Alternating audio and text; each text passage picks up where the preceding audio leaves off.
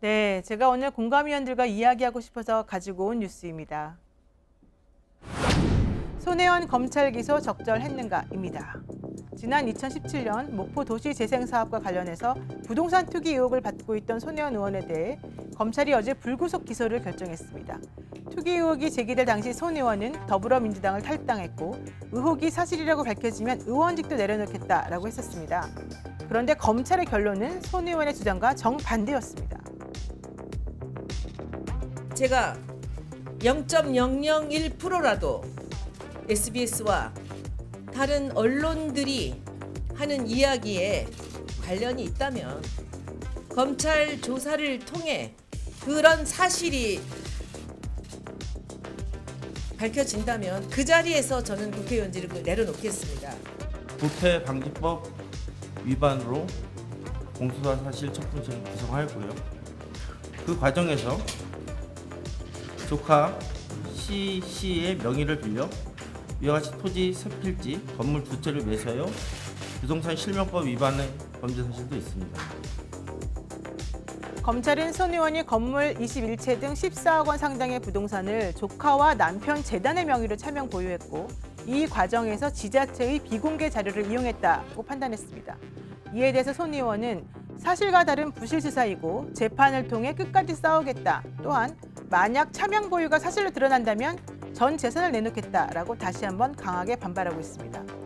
불법 투기인가 선의인가 손혜원 의원을 둘러싼 의혹과 검찰의 불구속 기소 판단에 대해서 공감위원들과 이야기 나눠보고 싶습니다. 네, 오늘 50대 넘어 노영희 위원이 픽한 뉴스는 손혜원 검찰 기소 적절한가입니다. 손혜원 의원의 목포 도심 재생 사업 투기 의혹과 관련해 불구속 기소 판단을 내린 검찰의 결정 적절했다고 생각하신다면 공감, 아니라고 생각하신다면 비공감 의견 선택해 주시면 되겠습니다. 저희가 이야기 나누는 동안 JTBC 앱이나 유튜브 JTBC 온에어에서 세대공감.com 링크를 눌러서 참여해 주시면 되겠습니다. 노영희 위원님, 이 의혹이 불거졌던 게 1월이었고 이 5개월 만에 검찰 수사 결과가 나왔는데 검찰이 적용한 이 혐의 내용을 좀 소개를 해주시죠. 사실 손혜원 의원 지금 깜짝 놀랐다 이런 지금 반응을 보이는데요. 두 가지가 있습니다. 하나는 부패방지법을 위반했다라는 혐의가 하나가 있고 또 하나는 부동산 실명법을 위반했다라는 것입니다.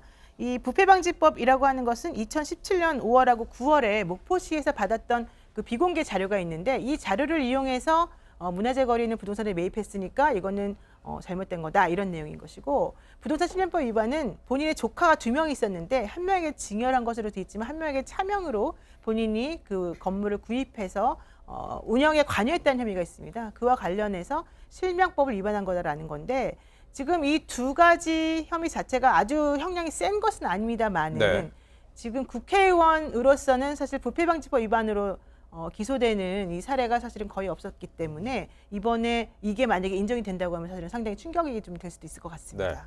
네. 제가 맞게 이해한 거라면 이 혐의를 정리를 하자면 첫 번째로는 일반 사람들이 보기 힘든 국회의원이라 볼 수 있는 보안 자료를 바탕으로 이 가족들과 아는 사람들이 부동산을 사게 했고 이게 첫 번째일 테고 그리고 두 번째는 이 조카한테 그 창성장이라는 숙박업소 이거를 증여한 것이다라고 얘기를 했지만 사실 이게 증여한 게 아니라 이름만 빌려서 사실상 손 의원이 산 것이다. 손 의원이 가지고 있는 것이다. 이렇게 두 가지인 거죠? 네, 그렇습니다. 전체적으로 24채의 부동산이 문제가 됐었는데 그중에서 21채에 대해서는 부패방지법 위반, 아까 말한 대로 그 시에서 원래는 비공개돼야 되는 중요한 보안 자료를 이용해서 부동산을 구입하는 데 썼다라고 하는 거고요. 나머지 3채에 대해서는 지금 말씀하신 것처럼 조카 명의로 사서 실제 본인이 운영을 한 것이다. 이러니까 부동산 실명법 위반이다. 이 문제인데요. 여기에 대해서 지금 검찰에서는 그 21채 부패방지법 위반 혐의로 지금 문제가 되는 21채를 전부 다 몰수하겠다. 이런 얘기까지 지금 하고 있습니다. 그래서 아마도 여기에 대해서 좀 전격적으로 다퉈야 될 것 같은데 특히 여기서 핵심이 되는 거는 정말로 그 21채를 사는데 이용되었다라고 하는 자료가 보안 자료가 맞느냐, 그다음에 그 자료를 이용해서 구입한 것이 맞는지 인과관계가 있느냐 이 두 가지가 좀 확인이 돼야 되지 않을까 싶습니다.